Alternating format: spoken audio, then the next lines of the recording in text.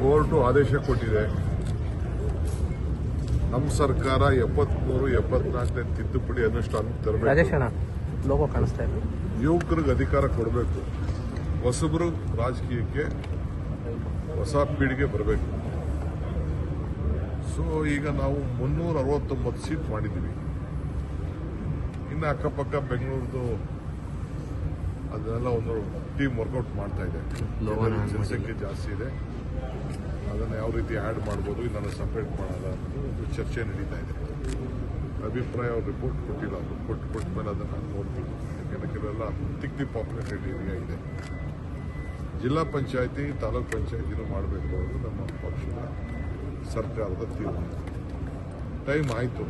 ಅದೇನೋ ಸ್ವಲ್ಪ ಕೋರ್ಟಲ್ಲಿ ಇಶ್ಯೂಸ್ ಇತ್ತು, ರಿಸರ್ವೇಷನ್. ಮುಖ್ಯಮಂತ್ರಿಗಳು ನಮ್ಮ ಮಿನಿಸ್ಟ್ರು ಕೂಡ ಹೇಳಿದ್ದಾರೆ ಅದನ್ನೆಲ್ಲ ಸಾರ್ಟ್ ಔಟ್ ಮಾಡಬೇಕು ಅಂತ ಹೇಳಿದ್ದಾರೆ. ಸೊ ಅದಕ್ಕೆ ಸಿಂಬಲ್ ಮೇಲೆ ಆಗಬೇಕು. ಕೆಲವರು ಪಂಚಾಯತಿನೂ ಸಿಂಬಲ್ ಮೇಲೆ ಮಾಡಬೇಕು ಅನ್ನೋದು ಕೂಡ ಅನೇಕರು ಸಲಹೆಗಳನ್ನು ಕೊಟ್ಟಿದ್ದಾರೆ. ಇನ್ನು ಅದ್ರ ಬಗ್ಗೆ ನಾವೇನು ತೀರ್ಮಾನ ಮಾಡಿದ್ದೀವಿ. ಒಟ್ಟೊಳಗೆ ಒಂದೇ ಸತಿ ಎಲ್ಲರೂ ಕ್ಲೋಸ್ ಮಾಡಬೇಕು. ಬೇರೆ ರಾಜ್ಯದಲ್ಲಿ ಈ ಥರ ಕೇರಳ ಆಯ್ತಲ್ಲ, ಎಲ್ಲ ಒಟ್ಟಿಗೆ ಒಂದೇ ಸತಿ ಮಾಡಬೇಕು. ಆ ಥರ ಮಾಡಬೇಕು ಅನ್ನೋದು ನಮಗೆ ಈಗಾಗಲೇ ಲೇಟ್ ಆಯಿತು. ಸೊ ಅದಕ್ಕೆ ಎಲೆಕ್ಷನ್ ಮಾಡ್ತೀವಿ.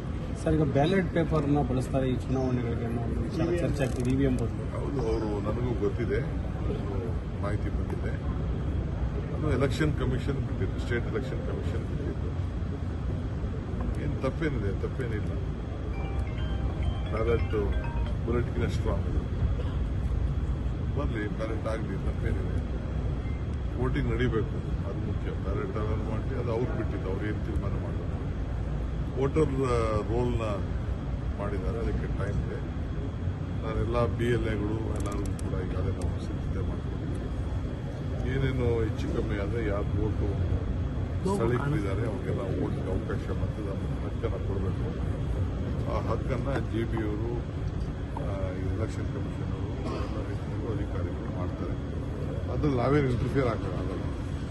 ಅದು ಕಾನೂನು ಒಂದು ಚೌಕಟ್ಟಿದೆ. ಆ ಕಾನೂನು ಬಿಟ್ಟು ಎಲೆಕ್ಷನ್ ಕಮಿಷನ್ ಏನು ಗೈಡ್ಲೈನ್ಸ್ ಮಾಡ್ತಾರೆ ಆ ಪ್ರಕಾರ